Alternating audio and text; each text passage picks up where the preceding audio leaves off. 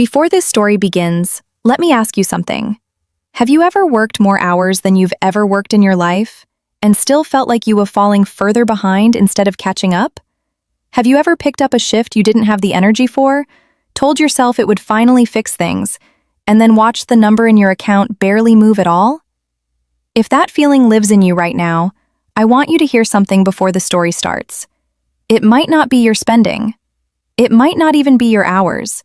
Sometimes the math itself, the very thing you've trusted your whole career, was never being done the way it was supposed to be. This is the story of a woman named Denise, an emergency room nurse, 34 years old, who had spent the last 2 years picking up every extra shift she could find, certain that more hours was the only lever she had left to pull. She was sure she understood exactly how her paycheck worked, until one quiet Tuesday, an offhand comment from a nurse twice her age sent her home with a calculator and a stack of pay stubs. And what she found there changed the way she looked at every single overtime shift she would ever work again. Before we get into it, take a second to like this video and subscribe, because this is where we tell honest stories about the systems nobody explains to you, and the ordinary people who finally sat down and figured them out for themselves. In a mid-sized hospital on the edge of a city, past the parking garage and the ambulance bay, there was an emergency room that never fully went quiet, not at 2 in the afternoon and not at 4 in the morning. And inside that ER, 6 and sometimes 7 days a week, worked Denise. Denise was 34 years old. She was not careless with money, and she was not bad at her job. She could start an IV in the dark with her eyes half closed from exhaustion. She knew which residents needed a nudge and which ones needed to be left alone. She had been doing this for 9 years, since she was 25, and she had gotten very good at it. She rented a 2-bedroom apartment with a roommate to split the cost, drove a car with 140,000 miles on it, and kept a running list on her phone of things she meant to buy once she had a little extra. That list never got shorter. Every month, she looked at her account after a stretch of overtime shifts and felt the same quiet confusion. More hours were supposed to mean more money. That part had always felt simple. And yet somehow, no matter how many extra shifts she took, she never quite caught up. She had one habit that felt less like a habit and more like common sense, which is exactly why it never occurred to her to question it. She trusted her pay stub completely. It had numbers on it. It came from the hospital's own payroll system, and it never once crossed her mind that a system that large could be getting something wrong, week after week, without anyone noticing. Then came an ordinary Tuesday that Denise would end up thinking about for a long time afterward. She was charting at the nurse's station between patients when Pat, a charge nurse who had been on that floor for almost 30 years, sat down beside her with a coffee and a look Denise couldn't quite read. "You picking up again this weekend?" Pat asked. "4th week in a row," Denise said, not looking up from her screen. Pat was quiet for a second. Then she said, almost to herself, "You ever actually check whether they're calculating your overtime right, with the differential and all?" Denise looked up. "What do you mean?" I found out a few years back that mine was wrong for I don't know how long. Nobody tells you to check. You just trust the number." Denise laughed it off in the moment, the way you do when something sounds a little too specific to actually apply to you. But the comment followed her home that night, sitting in the back of her mind the way certain comments do when they land somewhere true. That evening, still in her scrubs, Denise sat down at her kitchen table and pulled up the last several months of pay stubs on her laptop. She wasn't entirely sure what she was looking for. She just remembered Pat saying differential and overtime in the same breath, like the two were supposed to be connected somehow. Here is the part almost nobody explains to a nurse when she starts this job. The differential, the extra few dollars an hour for working nights or weekends, is legally supposed to be folded into the overtime rate, not paid on top of it separately, and not left out entirely. Say a base rate is $40 an hour, and the night differential is $5. Overtime hours aren't supposed to be paid at 1.5 times just the 40. They're supposed to be paid at 1.5 times the two numbers added together first. On a single week, that difference might only come out to $12 or $13. Easy to miss. Easy to never think twice about. But Denise hadn't worked 1 week of overtime that month. She had worked 4. And if this had been quietly happening for longer than that, the number stopped being small. She opened the calculator app on her phone and started cross-referencing every overtime shift against every pay stub, one at a time. It was slow. Twice she lost track of which week she was on and had to start over. Somewhere past her second cup of tea, the total sitting in front of her read $340. Not because she had spent carelessly. Not because she had forgotten to save or made some mistake with her budget. It was because a calculation buried somewhere inside a payroll system had never accounted for her differential the way it was legally required to. She sat there for a moment, just looking at the number. $340, earned on shifts she had been exhausted for.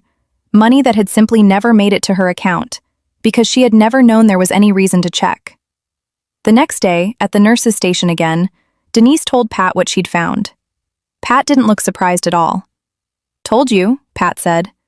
Then she reached into the pocket of her scrub top and pulled out a small laminated card, edges soft from years of handling. She'd written a single line on it in permanent marker, long faded but still legible. She set it down in front of Denise. Base plus differential, first, then multiply. "That's the whole rule," Pat said. "Every payday, before you file that stub away, you check it against that one line. Takes 2 minutes once you know how. I've caught it 3 separate times over the years, on 3 separate jobs. It's more common than anybody in payroll wants to admit." Denise turned the card over in her hands. "Why doesn't anyone tell people this?" "Because it's nobody's job to tell you," Pat said. "It's only your job to know it once, and then you never forget it again." A few weeks later, Denise's roommate mentioned she'd been having the same money stress, working every extra shift she could grab at her own job, feeling like it still wasn't enough. She half-joked that maybe she just needed to pick up even more hours to finally get ahead. Denise almost let it go. It would have been easy to just nod along, the way she used to before that Tuesday with Pat. Instead, she pulled out her phone and asked her roommate one question. "Have you ever actually checked whether they're calculating your overtime rate correctly?" Her roommate blinked. "What do you mean correctly? It's just time and a half." Denise explained it the same way Pat had explained it to her, plain and simple, no jargon, just the one line from the laminated card. Her roommate didn't believe it at first. Then she pulled up her own pay stubs right there at the kitchen table, and 20 minutes later, she found $90 of her own, sitting quietly, unclaimed, in a calculation nobody had ever double-checked. That was the moment it really settled in for Denise. This wasn't a one-time mistake, and it wasn't something wrong specifically with her. It was a gap sitting inside a system that almost nobody thought to look for, because almost nobody had ever been told it existed. Denise did what Pat had once done. She wrote an email to payroll, calm and factual, no accusations, just her calculations and the specific pay periods in question, attached clearly. She hit send before she could talk herself out of it. Payroll wrote back within a week. They reviewed it, confirmed the error, and corrected it, not just for that one stretch of overtime, but going forward on every future pay stub. The $340 showed up in her next paycheck. It wasn't a fortune. It didn't change her life overnight, and it would be dishonest to pretend it did. But something else changed that mattered more than the money itself. Denise had spent 2 years believing that if she was still behind, it must be because she wasn't managing what she earned well enough. She had never once considered that the number she was managing might already be wrong before it ever reached her. Months later, a new nurse started on Denise's floor, 24 years old, picking up every extra shift she could find, the same way Denise once had.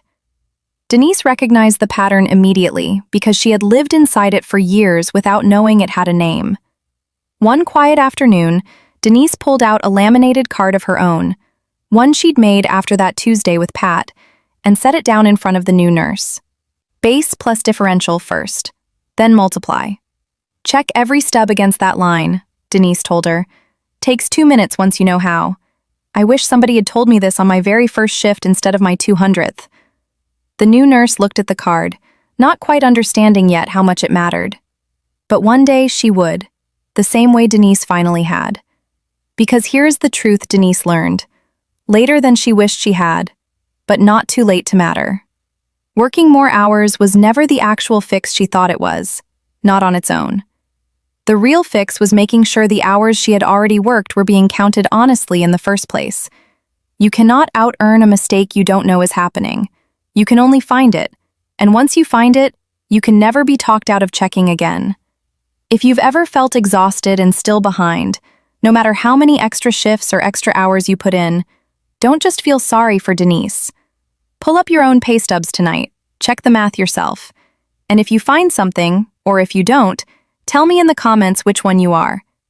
If this story reached you, please like it, subscribe, and share it with someone who's been working themselves into the ground, certain that more hours is the only answer left. It might not be. Sometimes the answer is just 2 minutes and one honest question. Thank you for watching, and I'll see you in the next story.